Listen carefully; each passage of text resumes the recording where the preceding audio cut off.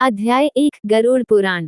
पक्षीराज गरुड़ ने भगवान विष्णु से निवेदन किया, हे प्रभु, मैंने तीनों लोकों का भ्रमण करने के बाद उसमें रहने वाले लोगों को देखकर ये निष्कर्ष निकाला कि वह सभी दुखों में ही डूबे रहते हैं।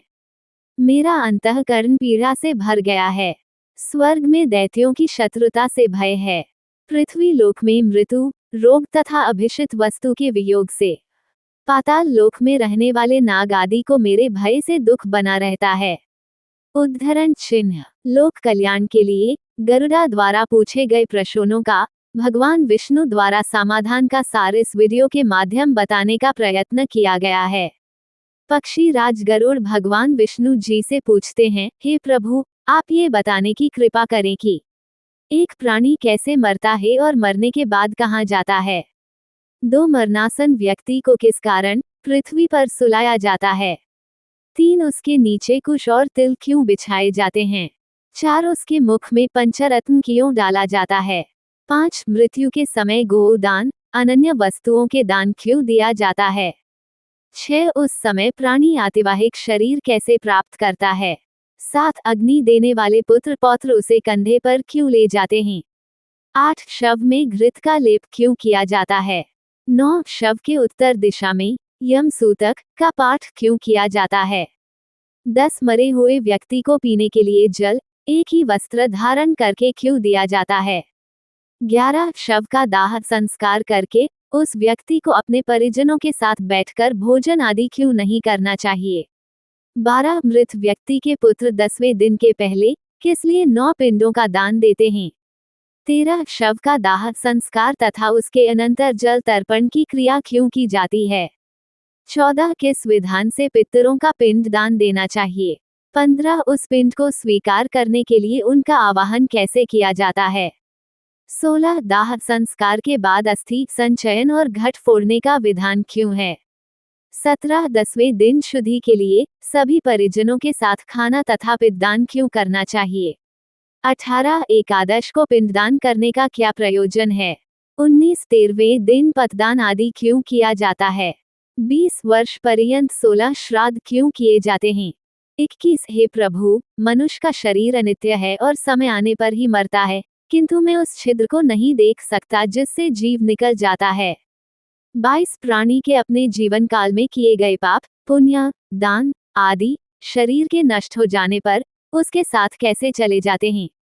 23 मरे हुए प्राणी के लिए स्पिंडीकरण क्यों होता है। 24 जो मनुष्य पापी, दुराचारी अथवा हिबुद्धि हैं, मरण के बाद वे किस स्थिति को प्राप्त होते हैं। 25 हे उपेंद्र, मनुष्य की मृत्यु के समय उसके कल्याण के लिए क्या करना चाहिए। 26 मृत्यु और शमशान भूमि तक पहुंचने की कौन सी विधि है। 27 चिता में शव को जलाने की क्या विधि है। 28 तत्काल तथा विलंब से उस जीव को कैसे दूसरी देह प्राप्त होती है। 29 यम लोक संयमनी नगरी को जाने वाले के लिए वर्ष पर्यंत कौन सी क्रियाएं करनी चाहिए। 30 दुर्बुद्धि अथवा दुराचारी व्यक्ति की मृत्यु होने पर उसका प्रायश्चित क्या है। 31 पनाचका आदि में मृत्यु होने पर पंचक शांति के लिए क्या करना चाहिए। 32 बहुत से पापों को करने पर भी इस संसार को पार कर प्राणी आपको कैसे प्राप्त कर सकता है। हे देव, आप मेरे इस संपूर्ण भ्रम को विनष्ट करने में समर्थ हैं। मैंने आपसे ये सब लोक मंगल की कामना से पूछा है, मुझे बताने की कृपा करें। श्री कृष्ण जी गरुड़ से कहते हैं, हे पक्षीराज, तुमने जो मानव कल्याण के लिए अपनी जिज्ञासा व्यक्त की है वे सर्वश्रेष्ठ है। अब इसका समाधान सुन। जब मनुष्य अपने पिछले जन्म के अच्छे बुरे कर्म के संचित परिणामों को भोगता हुआ और इस जन्म में कर्म करता हुआ मरणासन अवस्था को पहुंच जाता है तो शरीर में कई रोग उत्पन्न होते हैं। एक अचानक सर्प की भांति वह मौत के जकन में बंधता चला जाता है।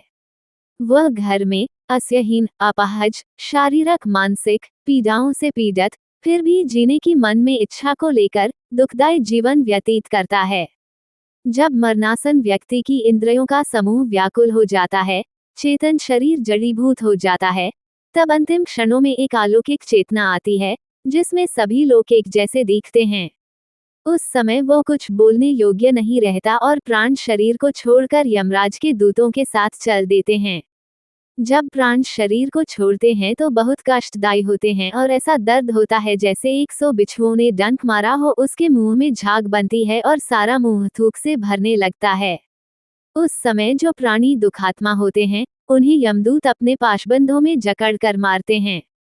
जो अच्छे कर्मी होते हैं, उन्हें स्वर्ग के पार्षद सुख पूर्वक अपने लोक को ले जाते हैं। भीमकाया, दुराकृति यमराज के दूतों को देखकर ही पापियों के मन में भय उत्पन्न हो जाता है।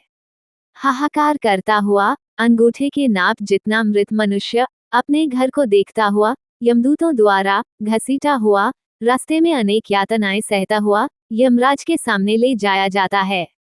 जीव अति भयानक यमराज की काया को देखता है और फिर उसके आदेश पर तुरंत वापस अपने मृत स्थान पर यमदूतों के साथ आ जाता है। वह वापस अपने शरीर में जाने की कोशिश करता है, पर यमदूत उसके गले में फंदा डाले रहते हैं। उसे भूख और प्यास बहुत सताती है और बहुत रोता है। अपने पुत्रों द्वारा अर्पित की हुई चावल की खीलों को वह खाता है, फिर भी भूख नहीं मिटती। जिन आत्माओं को ये खीलें नहीं मिल पाती, वह सुनसान जंगल में भटकती रहती।